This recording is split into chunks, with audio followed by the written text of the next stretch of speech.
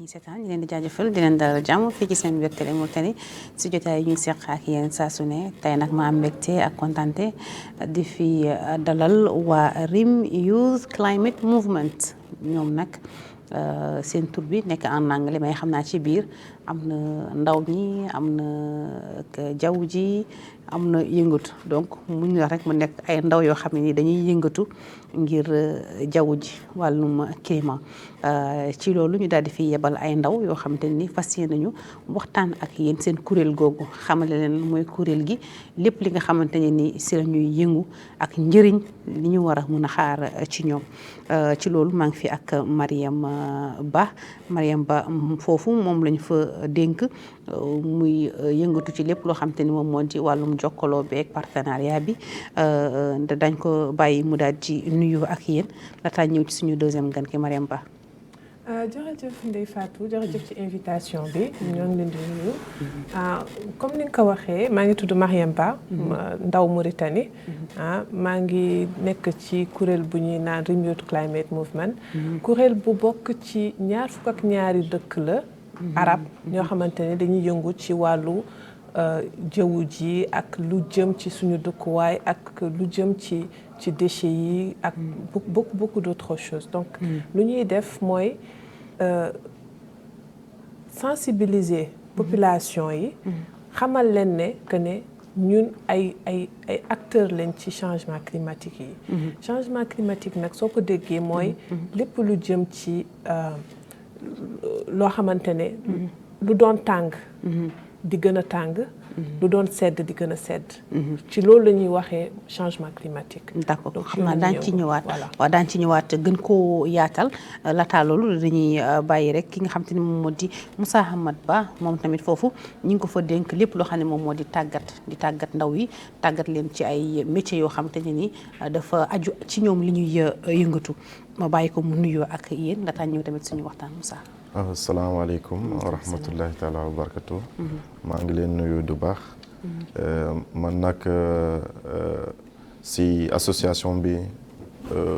bu tudd RIM Youth Climate Movement man may gestionnaire tout ce qui est valorisation des déchets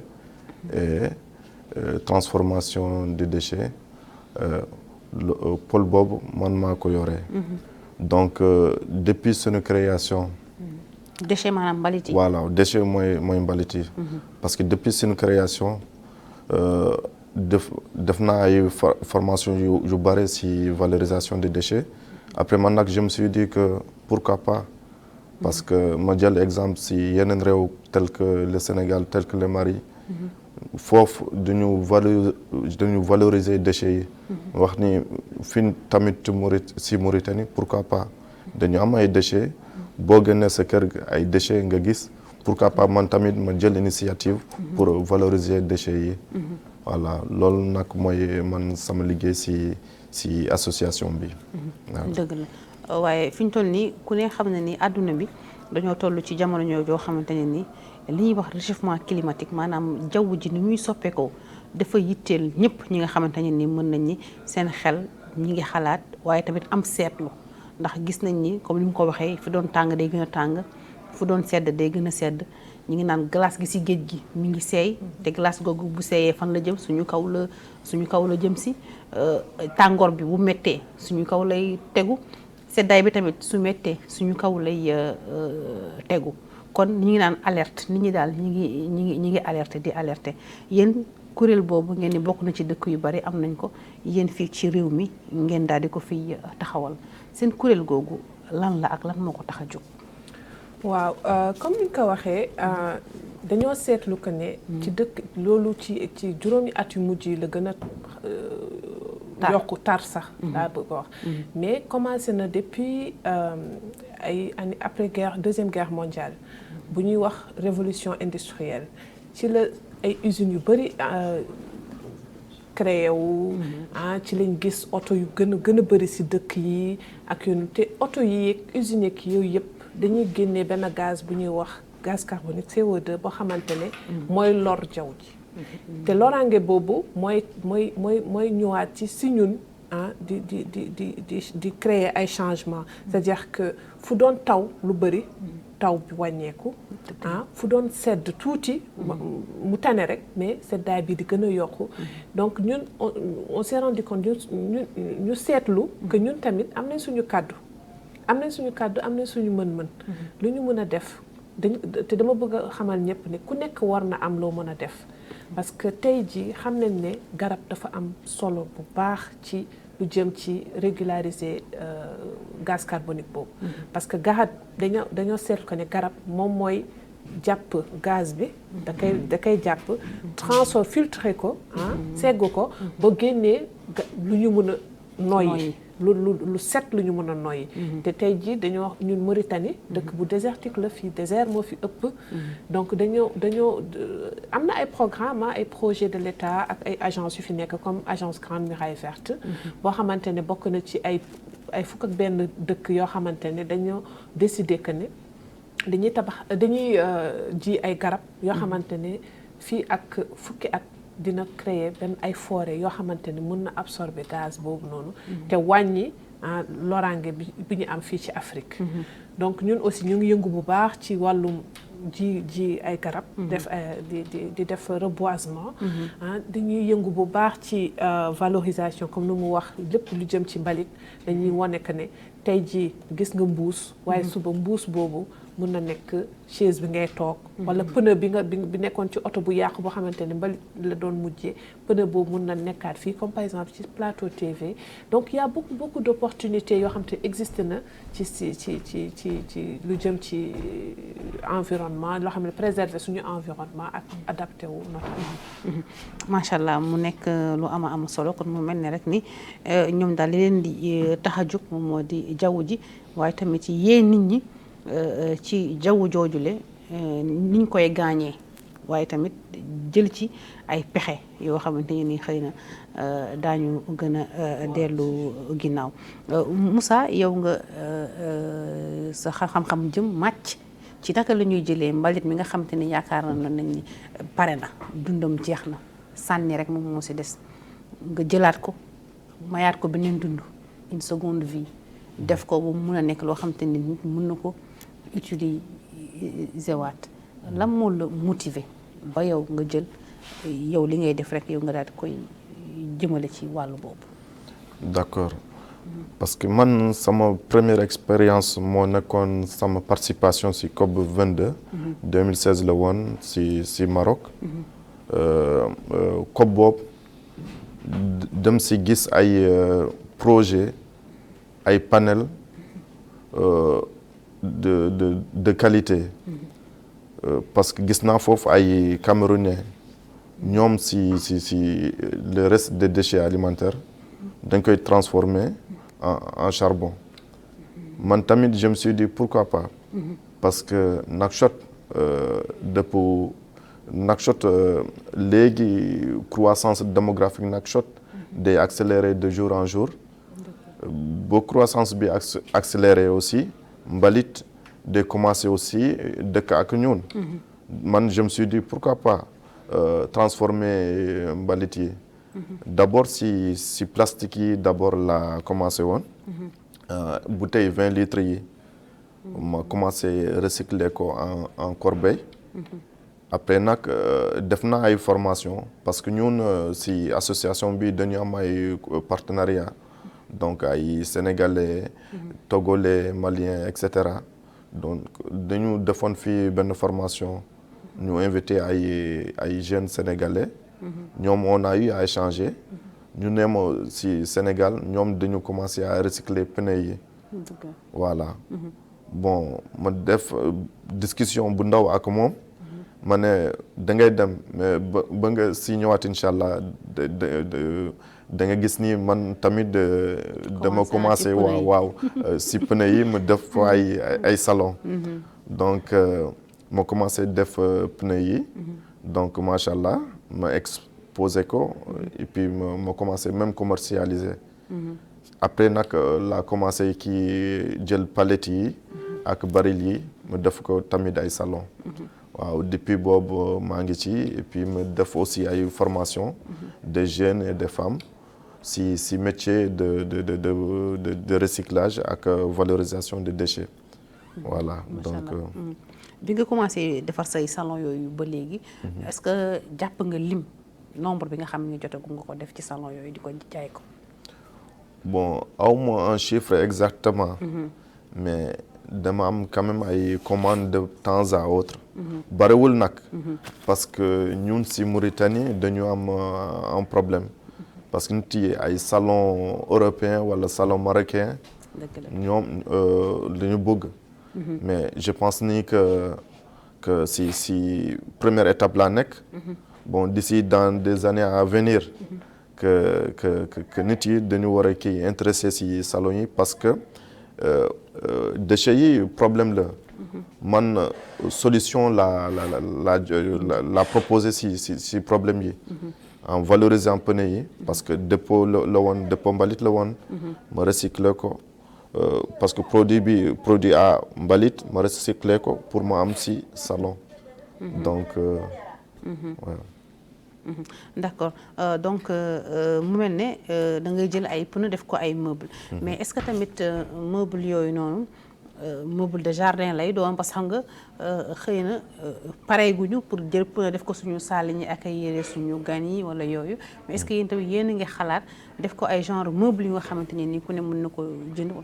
def ko sa meuble bu nga xamante ni dafay nekk ci sa jardin wala benn meuble bu ndaw boo xam ne day nekk ci sa biir néeg pas forcément foofu accessible na gan yi bu fekkee ni Mauritaniens yi peut-être amaguñu mentalité bu nga xamante ni dañuy jël carrément quelque chose de recyclé par exemple. wala par exemple ci restaurant yi wala ci café yi ci terrasse yi est-ce que yéen a ngi jéem a exploiter aussi côté boobu noonu. maanaam day nekk comme genre communication rek buy ànd ak produit bi nga xam ni moom ngeen di def. waaw pneu yi dem ko def ay peu de fleurs maanaam pour jardin. peu de fleurs parce que fii si marché dañu jaay des pots de fleurs en ciment. mais man pneu yi la recycler pour transformer ko en pot de fleurs. dama def aussi pouf yi salle d'attente wala couloir yi. waaw loolu mooy la plupart des commandes loolu la. mais salon yi proprement dit non. mais palette yi la utiliser pour me def si ay meubles de salon wala barigo yi. waaw. mais est-ce que yéen a ngi siy communiquer par exemple pour nit ñi xam ko defar ci ay modèles yu rafet par exemple. pourquoi pas defar ci ay modèles dem ci ay kër yoo xam ne rafet nañu jënd nañu exposé déjà def ci ay photos pour def une communication bu nga xamante ne ni dafay nekk derrière leneen li mooy est-ce que aussi prix bi. cherul aussi ba nga xam te ni man par exemple su ma bëggoon tey jënd benn salon bu ndaw pour sama terrasse du nekk lu cher loo xamante ni par exemple j'aurais préféré dem ci marché bi jënd lu nga xamante ni c'est prêt. non prix cherul. parce que boo bëggee def salon léegi. il faut minimum 1 million de guéa. waaw ancien monnaie. mais man samay produit ça varie entre 60 000 à 200 000. mais donc salon nga wax de salon. voilà ay salon ça dépend nag de salon yi. suñu salon yi dafay nga ne 7 mètres 6 mètres déjà mat la koñ ba koñ lay doon. voilà donc ça dépend de salon yi. et tamit je pense ni que comme je l'avais dit. que c'est accessible. c'est accessible. c'est accessible. waaw. les prix sont léegi abordables. dinaa expérimenter après. Voilà. mu waxatal si sax Et après tamit- dinaa commandé xool. et am na aussi page Facebook. création yi yëpp toute page Facebook bi Batake. Batake. samay création yëpp waaw. c'est important si- parce si que page jeunes yi yi si réseaux laa sociaux yi def, dañu gën voilà. a bari di nekk kon dama ñëw rek ba tey ak Marième Ba ginnaaw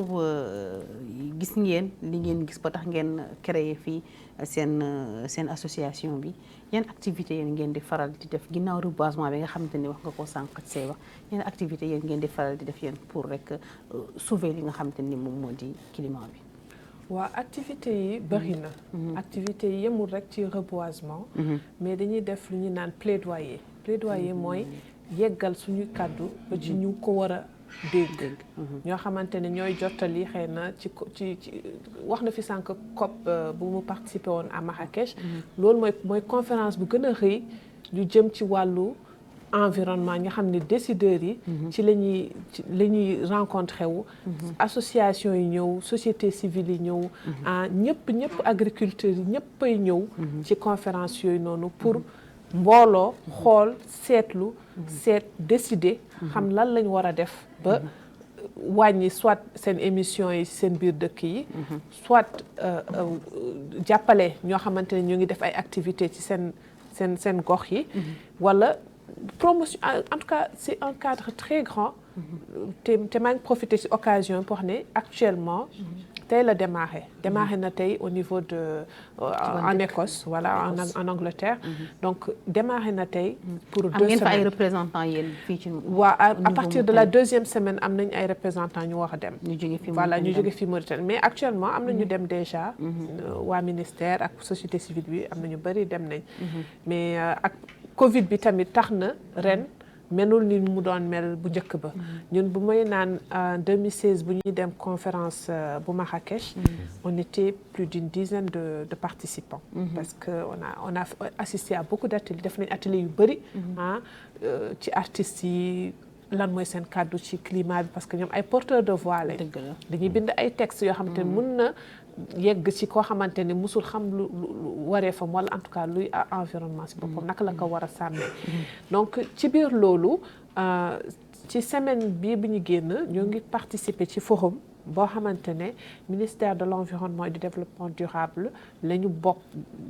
ak yeneen partenaires bien sûr dañu ànd def benn conférence forum boo xam ne sur 3 jours forum bi objectif am c'était de faire la promotion des emplois verts bu ñuy naan emploi vert mooy bépp xeetu liggéey bu jëm ci loo xamante ne day préserver day sàmm en tout cas suñu environnement donc dem na ci agriculture naka la ñuy defee mbay mu sell mbay mu sell mooy mbay bu dul utiliser ay produits chimiques nga xam ne produits chimiques yooyu day demaat ci gox jaww ji day gaañ jaww ji day gaañ nit aussi am nañ ay yeneen techniques yoo xamante ne yu organique la ay produits organiques yoo xamante ne mu nga ko utiliser ci sa mbay jural la lu mu la doon jural ci bi ngay utiliser produits chimiques donc soppi na sa doxalin ci mbay mi dem na tamit ci bâtiment parce que tey jii dañuy xool ñu suñu dëkkuwaay yépp ay briques la te brique day tax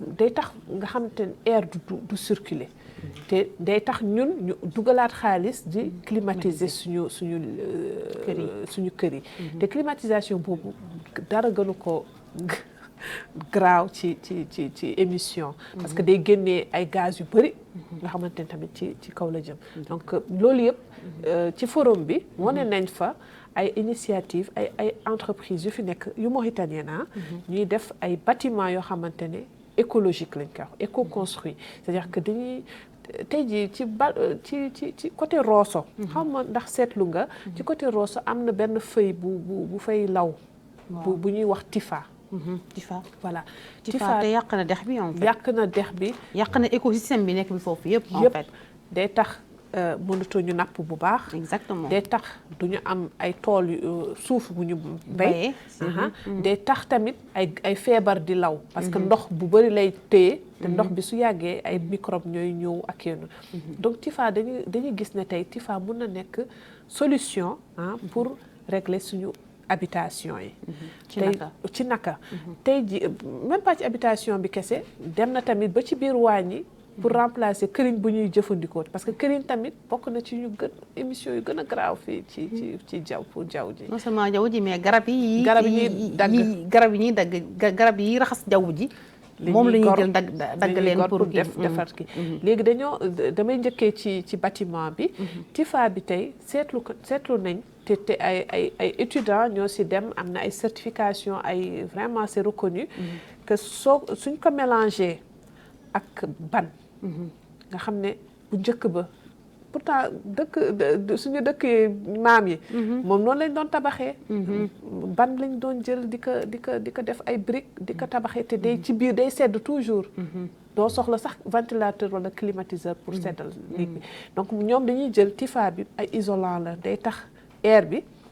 day jàpp air bi du échapper du def ay émissions ba pare di créer benn climat ci biir kër gi nga xam ne doo sax soxla climatisation donc c'est des nouvelles techniques de construction yoo xamante ne am na ñu ay ndaw yi fiy yëngu bu baax ñu ngi am ay marché mais est-ce que ndaw yooyu si def nañu ay prototype maanaam ay kër yu ndaw wala ay kër sax yu mag yoo xam ne loolu lañ ko tabaxee nit ñi mun ko gis parce que ñun tamit xam nga nit lu mu xamul da koy ragal wala da koy moytu comme que judd nañu si briques yi taamu briques yi suñu naree indi beneen alternative rek tam ñu xaw a ragal tuuti dellu ginnaaw yi li wóor na est-ce que du daanu sama kaw est-ce que nii est-ce que def nañu ay kër yoo xam ne mi ngi taxaw ñu mun ko nit ñi mun fa dem di ko visiter di ko xool pour di mën a reproduire am na ay kër yu ñu tabaxee boobu technique am na fii ay kër témoin yoo xamante ne moom lañ ko tabaxee te seetlu nañ ko ne luñ si jàngali yëpp dëggu na am na donc lu tax tamit ma ñëw ci forum bi tuuti lu tax ñu def forum bi ci biir forum bi am na ay atelier de formation Moussa Ba mi suñu benn ndaw boo xam formé na fa ay jigéen ay xale ay ndaw ci naka la ñu mënee defee recyclage mais aussi wane nañ que ne def nañ benn exposition njëriñam bari na day tax comme ni nga waxee nii nag ñu gis pour gëm donc am na ay exposants ñu ñëw ñu wane lu ñuy def ci moom Moussa mi sax exposé na fa ay salon yoo xamante ni yu rafet la bett na ñu bëri parce que xalaatuñu woon ne mbalit bi ngay gis ci mbedd bi tey mun nekk sa biir kër sa biir salon donc loolu yëpp bokk na ci lu génn ci forum bi et également maa ngi ñëwaat ci këriñ bi ma doon wax sànq Tifa bi wane nañ ko tamit Tifa bi suñ ko goree ñu wowal ko ñu carboniser ko mais avec des techniques vraiment écologiques yoo xam te ne c'est bien surveillé parce que du n'importe qui tamit mënu toog këram di ko def dafa am au minimum jàng bu nekk ci ginnaawam ak technique yoo xamante ne dañ ko war a respecter day génnee am na ñu koy mélanger ak li ñuy naan la gomme arabique dakande ñu defar ci ay briques de charbon te day takk bu baax te day yéex a tamit jeex xam nga loolu mun na soppi dundi ñu bëri ñu dëkk ci vallée bi ñu dëkk ci village yi ñoo xamante ne seen doole néew na mun na leen nekkal ay économie yu rëy a rëy donc mais dama ñëw ci Tifa bi parce que Tifa bi pour ko xam Tifa ni mu sonalee ñun suñu fleuve bi côté Mauritanie bi surtout def naa benn expérience visiter îles yi nekk diggante ñaari wàll bi maanaam côté Sénégal bi ak côté Mauritanie bi da ngay gis ni côté Sénégal bi ñoom ji nañu mangrove bu baree bari mais ñun suñu côté Tifa bi dafa ñu sonal bu baax a baax te loolu ministère de l'environnement xam nañ ko am nañu information yooyu ndaxte déjà foofu parc bi mi ngi fa parc Diaolé bi mi ngi fa ñoom tamit Tifa bi sonal na leen parce que gis nañu xëy na picc yi commencé nañu wàññeeku te jàpp nañ ni xëy na Tifa bi am na lu nga xam te ni mi ngi ko si joué donc bu ñu gisee solution bu mel nii ci Tifa bi lu tax gars yi soobuwuñu Tifa bi sonal na nappkat yi sonal na ñu fa dëkk sonal na écosystème yi foofu yëpp dama lay xamal ne rek am na ay programme actuellement bu ñuy wax ci kaw am na programme aussi qui est porté par le GRED benn ONG bu nekk fi Mauritanie ñuy yëngu bu baax université ISET également ñu ngi si yëngu bu baax xëy na yow mi nekk ci yooyu localité wala fii ci Nouakchott doo ko seetlu parce que Tifa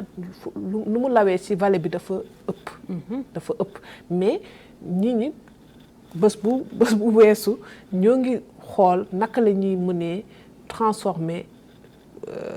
plante boobu noonu ba xamante ne dootu fa lawati wala en tout cas. mais je pense que léegi transformation bi am na. xëy na juste rek mooy li des mooy. mise en œuvre waaw production à grande échelle parce que yaakaar naa li ñuy soxla ci këriñ Nouakchott fii. amul ku dul même boo loo développé loo moderne. lu sa kër bari ay matériel électronique li gën a dee di nga cuuraay. voilà di nga lakk yàpp. Mauritanien moom ñaar yi kenn du ko teqale ak moom dina cuuraay dina lakk yàpp wala dina lakk jën donc maanaam kon këriñ moom kër gu nekk lay dugg léegi mboole yéen ñi nga xam te ni yéen mën nañ ni parce que société civile ngeen am ngeen xëy na doole am ngeen ay partenaires am ngeen ay moyens des fois est-ce que yéen du jotul tey ngeen sóobu ci TIFA parce que TIFA bi man de yaakaar naa ni ma xamee ni li muy def foofu noonu su ko Mauritanie yëpp xamoon jar na sax ku nekk si ñoom cotiser pour que vraiment ñu fexe nu ñuy dindee TIFA bi ci vallée xaw ma ndax xam nga ni ñuy woowee TIFA tey ñoo ngi koy woowee gal mooy or n'est-ce pas gal bu verte donc c'est de l'or vert boo xamante ne nag yàggul buñ ko xamee donc il faut dans ces cas de figure il faut mu am benn de temps boo xamante ne développement bi day am bu ñuy xamee ne tey mën na nekk këriñ naka la ñuy def ba mu egg ci këriñ ay études la mënul nekk loo xamante ne du jour au lendemain mu am maintenant grande échelle bi mooy nekk ay usines de production yoo xamante ne mun na alimenter région yëpp mun na nekk sax ba sous région bi mu nekk exporté donc loolu yëpp même bu nekk usine par exemple gis naa fi ñuy defar ay palettes par exemple de recycler gisoon naa ko seen forum bu daaw bi léegi est-ce que warul ma am ay jeunes yoo xam te ni ñoom ci seen moyen ni ñu defee prototype bi ñoom ñuy defar këriñ bi di ko jaay nànk-nànk waaw loolu yëpp mooy lu mu lay wax plaidoyer bu ñuy def bi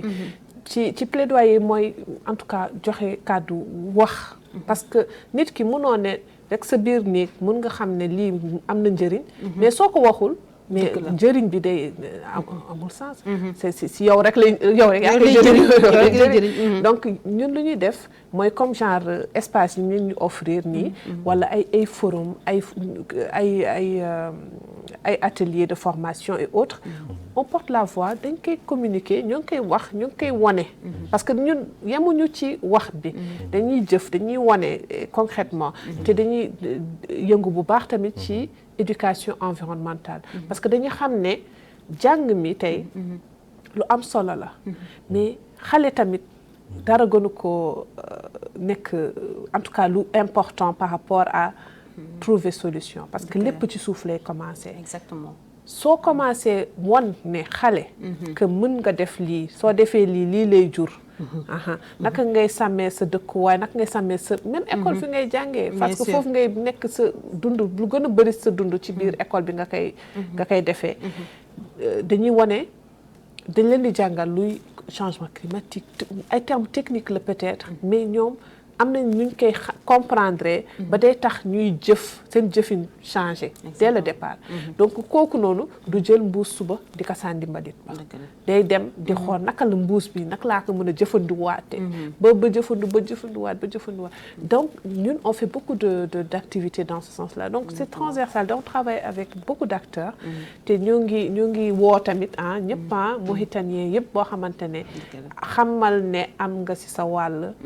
xam nga ci sa devoir la sax parce que suba lan lañ fiy bàyyeel ñu fiy wutu exactement suñu doom exactement su continuer nii luñ leen di fiy bàyyee voilà ma yokk si tuuti waaw monsieur Ba nga yokk si en même temps nga daal di conclure parce que ñu may xamal ne rek 3 minutes moo des voilà donc par rapport à éducation environnementale yi parce que dañu xam ni que réalité fii si Nouakchott dañu am un problème d'ensablement suuf bi exactement dafa ñëw problème remontée des eaux voilà loolu moo tax ni dañ ko ñaari paradoxe la en fait ñun Mauritanie ñaari paradoxe moo fi am remontée des eaux ak suuf bi di ñëw exactement donc zone SEPRA yi bu ñu defee programme environnemental yi xale yi ay sensibilisation si remontée des eaux la woon parce que loolu mooy seen contexte loolu mooy seen réalité waaye côté Toujinine problème ensablement dëgg la waaw sensibilisation yi si 3 points yi la doon accès même salinité aussi parce que salinité bi côté SEPRA lu mu koy am gën a bari voilà donc loolu moo tax ni ñun on s'est dit que xale yi ñoom ñoo nekk base duñu war a inculquer valeurs yi comme ça bu ñu màggee am conscience boobu et puis commencer aussi réfléchir si solution problème yooyu. Voilà voilà. parce que ailleurs gis nañu ni par exemple même nit day ñëw ci hôtel balaa buy cekkee day xool est-ce que hôtel bi c'est écolo est-ce que seen bouteille yi léegi butéel yi ndox yi nga xam ne dañ koy pare sànni ko am na ay touristes yoo xam ne ni hôtel bu mu am duñ fa ñëw dañuy préférer dem ci hôtel boo xam ne ni day teg butéelu verre par exemple nga xam ne butéel bu ji ndax ndox bi su jeexee dañ koy demaat utiliser waat ko dañuy xool chaise bi est-ce que plastique la wala est-ce que dénk la loolu yëpp donc yaakaar ne war nañu ñun tamit dem ba egg ci foofu nga tàggatoo Marème ba suñu waxtu jeex waaw jërëjëf Ndeye Fatou nu may tàggatoo rek comme ni ma ko waxee sànq mooy woote rek la woote xamal ñëpp ne que suñu climat bi changé na ren ji xaw ma ku ko seetlu waaye taw amuñu tawagul narul taw sax parce que instant bi ni période bu waroon taw bi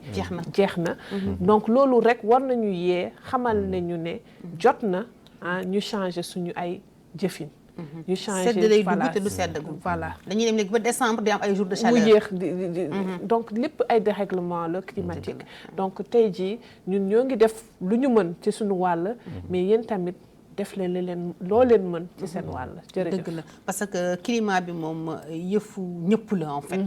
benn groupe bu ndaw a ndaw mënu ko gérer waaw mënu ko gérer donc ñëpp lañ ci woo et puis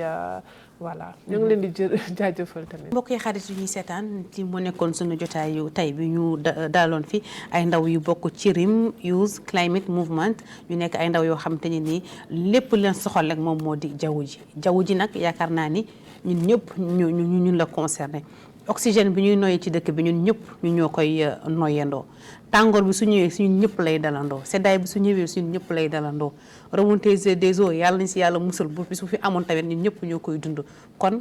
combat bi warul nekk seen combat ñoom kese waruñu leen ko bàyyeel maanaam ñun ñëpp ñun ñoo ko war a bokk ku nekk si ñun di xool si ni ngay dundee bu ñu fi interdire plastique yi c'est pas parce que dañu bëgg sonal nit ñi mais c'est pour ñu dimbali ñu mbalit mi ñu xool nu ñuy fexee ba di wàññi li ñuy def produire si mbalit wàññi lu ñuy produire si hache parce que loo xamante ni après tamit du ñu xam sax fan lañ koy def te suñu réew yi eggaguñ si développement bu nga xamante ni dañuy jël yooyu di ko parce que ailleurs xëy na à grande échelle la dañuy jël mbale bi def ko ay table ak ay chaise diñu ko indaal fi diñu ko jaayaat mais comme que ñun eggaguñ si niveau boobu kon nag li ñu war a def mooy ku nekk si ñun def mbir mi mu nekk mbiram ma leen di sant di leen di gërëm bu baax a baax si teewlu bi ak déglu bi te di leen jox dig daje ba beneen yoon incha allah